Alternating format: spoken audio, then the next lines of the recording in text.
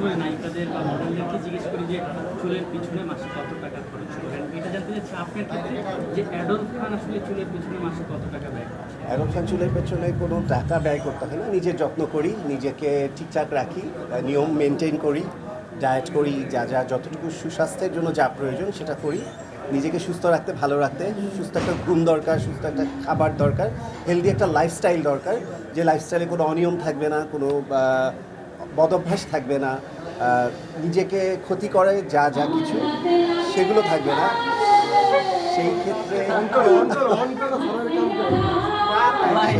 আমি সেটাই মেনটেন করি, যা আমাকে এনার্জি দেয় এবং আমাকে নতুন করে বাঁচতে শেখায় এবং প্রতিদিন নতুন নতুন করে আপনাদের সামনে হাজির হতে উদ্বুদ্ধ করে। ডিস্টার্ব করেনি বা এটা নিয়ে আর কোনো কথা বলেনি। আর আমিও আমার সমস্ত সাংবাদিক ভাইদেরকে বিষয়টা নিয়ে পুরো ক্লিয়ার করে ফেলেছি, সব কিছু প্রেস কনফারেন্সের মতো করে সবাইকে সব বলে দিয়েছি।